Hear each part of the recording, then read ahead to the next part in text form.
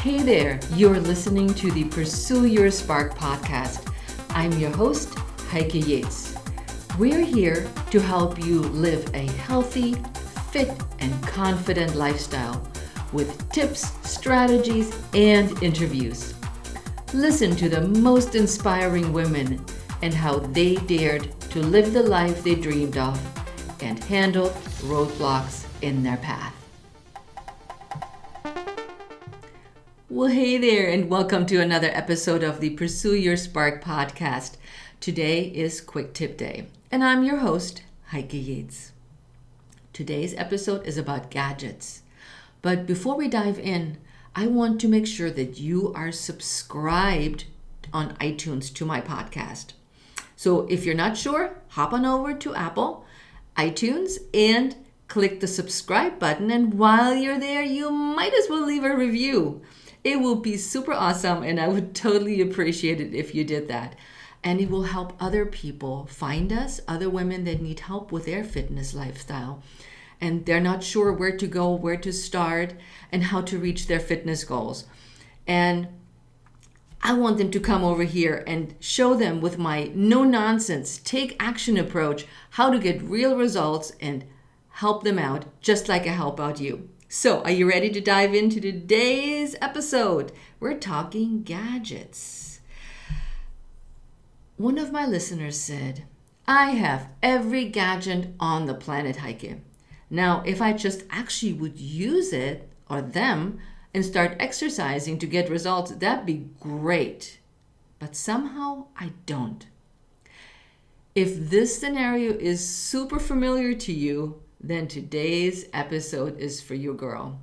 Today we're talking about why you bought the gadget in the first place, what you hoped you would or could achieve using those gadgets, and why despite all your purchases, nothing happens.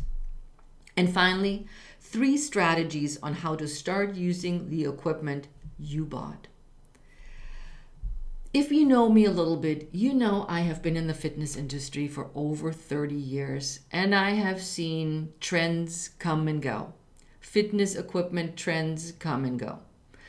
Some fitness equipment is useful and it stays around and is helpful to the clients or the user. Others are just pure nonsense, and they have not in mind what the client's needs are. They only are looking out for profits. It's not every fitness equipment company, but many out there. They don't care if you get in shape and that you use it. They want to make a profit. They're a company, and you can't blame them. You want to sell stuff, and that stuff ends up in your closet, underneath your bed, or it becomes a coat hanger. And you hoped by getting this piece of equipment, because it sounded all so good, that you would use it. You saw the infomercial, you saw maybe a friend using it, and you said, yeah, this is great. I'm going to do this. So let's talk about why you bought the gadget in the first place. And we talked about it last week about being intimidated by the gym. You don't want to go to the gym. You just are not the kind of person who going to the gym really pumps you up and lights you up. Gym is not your jam. Sounds kind of cute, doesn't it? So you said, okay, I'm not going to the gym, so I'm going to buy something that I'm going to use at home. Okay, good idea, right? You don't want to pay extra money for a membership. So you figured if you buy something one time, it's a one-time investment, you will keep using it and don't have to shell out extra cash for it like you would for a gym membership. Good thought again. Then you thought about if you have the equipment in your house and home, you would exercise because it's right there in front of your nose and you can't get around it. So you will use it because it is right there. And then you thought, hey, I can exercise anytime. I can do it before work, after work, lunchtime, on the weekends, whenever you felt like it, you go, yeah, I got my equipment, I don't pay extra, and I just go for it whenever I have time. And then lastly, the infomercial you saw looked so easy and doable. And I give you a good example of a client of mine. She saw a reformer online or in an infomercial. And of course, the models that you see are super fit and they do all these cool exercises, and you see the muscles flex and the abs are lean and they just look so happy exercising and it looks so effortless. And she said, Heike, I found this reformer.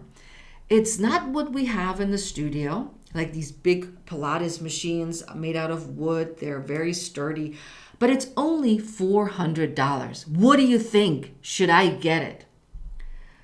And I was scratching my head. I'm like, well, I'm always honest. I'm honest to a default, as many of my listeners and clients and friends can tell you. And I said, this is a piece of crap. Don't get that. It's only $400, but it does not look sturdy. But she was not convinced by my expertise and by my knowledge. But she said, okay, Heike, I'm going to get it. I said, all right, go get it and see what you got. So the piece came. It was a third smaller than what it originally looked like, a third. So there's a whole bunch of equipment missing. There were cheap foam rollers on there and cheap straps. And I'll put a link in the show notes to show you what a reformer actually looks like, what I'm talking about if you don't know what it is. So click on the link that will take you to a reformer that is a good sturdy piece of equipment. So she bought it and she said, can you help me set it up? There was really not much to set up. So I did. I went to her house, helped her set it up, and the body didn't fit. The machine was too small. The rollers kept falling off. The straps were of poor quality. And she said, now I'm saving money. I'm going to use this equipment. It comes with a video. Of course, the manufacturers want to make sure that the piece of equipment you buy is not going to hurt you. It's not going to be too difficult. And that it's almost a no-brainer to just follow the video. To not get hurt and in turn not get sued by making this too difficult. It's not all manufacturers, but some out there. And you know, if you ever looked at equipment to purchase, there's some good quality and some poor quality equipment out there. So she bought it. She used it once or twice and it kept sitting there. And she said, yeah, it's really rickety and it moves and rattles when I try to exercise on it. And besides, I really don't know what else to do with it. The video is boring and I've seen it now 100 times and I can repeat the words back of the instructor. It's just not motivating to me. So these are some of the reasons why you may have bought the gadget in the first place too, because you don't want to go to the gym. You don't want to pay extra membership. You thought if you had the equipment at home, you would use it and you can exercise anytime. And that the exercises are so easy, doable, and repeatable. Now, what did you hope or thought you could achieve with purchasing the equipment? Is finally to start an exercise routine. If you're the person who's been struggling with getting a routine going and sticking with it, you thought getting a gadget might be the ticket for you. Might be, it's there, it looks easy, and I can do it anytime. So it's a good thought, but it didn't quite mature.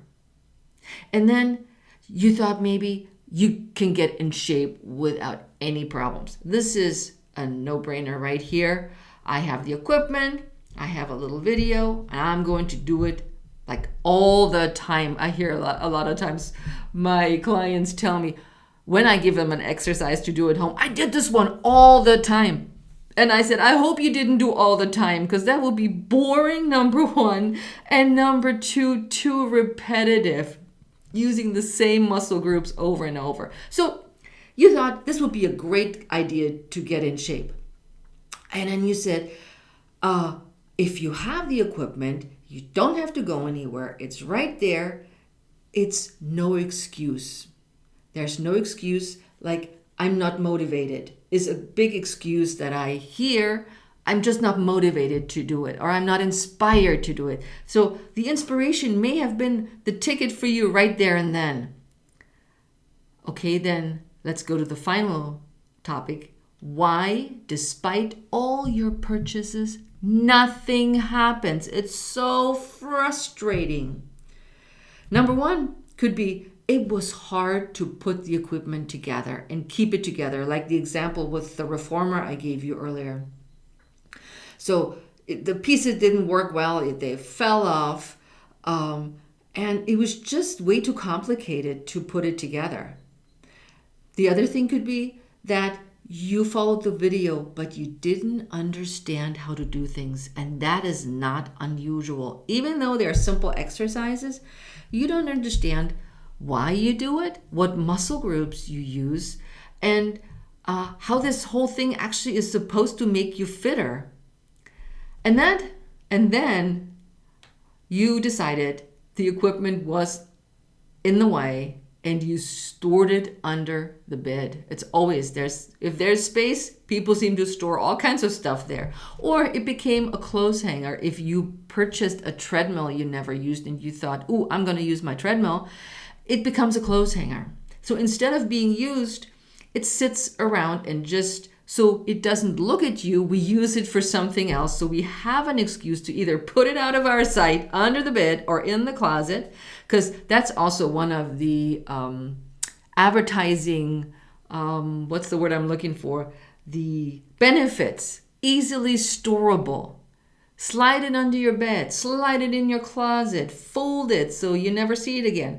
Or in case of the treadmill, it becomes a clothes hanger. It's super convenient. I used to have a treadmill that I bought for my husband, who, after I bought it, told me that he hates running on the treadmill. So I was stuck with a darn treadmill and used it. But I really didn't have a good space, and it became that clothes hanger because I'd rather run outside. But lastly, you still didn't find time or the energy to use your equipment despite all your good intentions.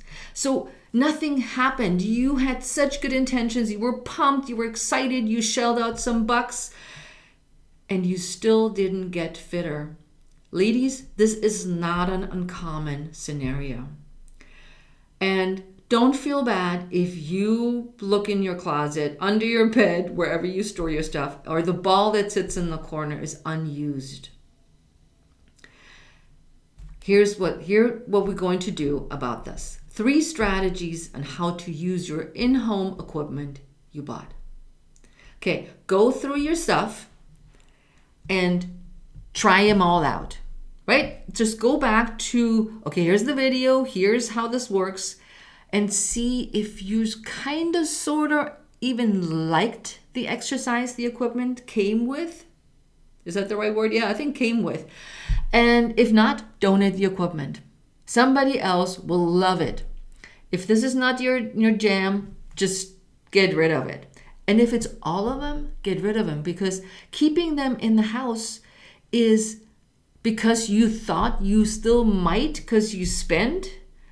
Forget it. Get rid of it.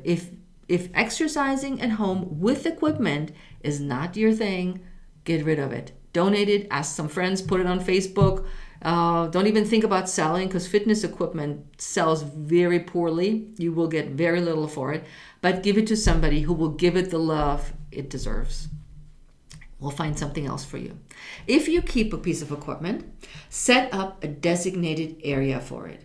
If you have, let's use the example of ball. Many of us have these big exercise balls because we purchased them after a visit with a physical therapist.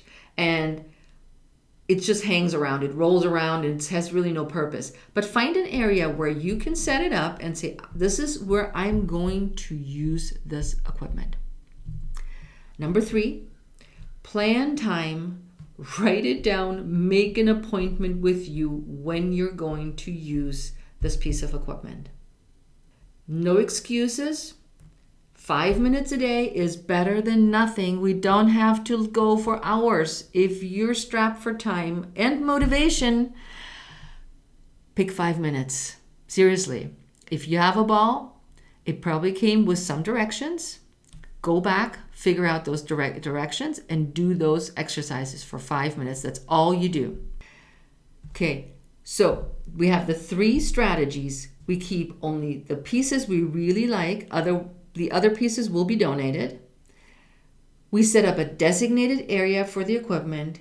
We plan time. We write it down. We make an appointment with ourselves when we're going to exercise with this piece of equipment.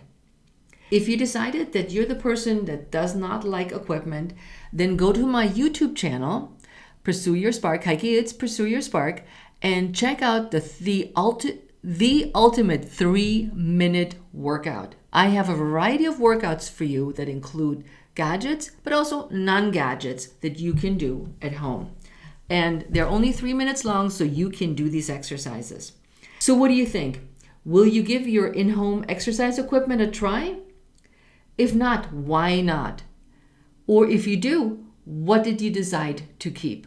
Tag me over on Instagram at Pursue Your Spark Podcast and let me know what you think about today's episode, and let me know about your in-home equipment. So with that said, have an amazing day, and I'll see you next week on Thursday at the Pursue Your Spark Podcast with a new interview with 2 guests, and we're talking about the beauty of authenticity. So I'll see you next week. Have an awesome day. Ciao!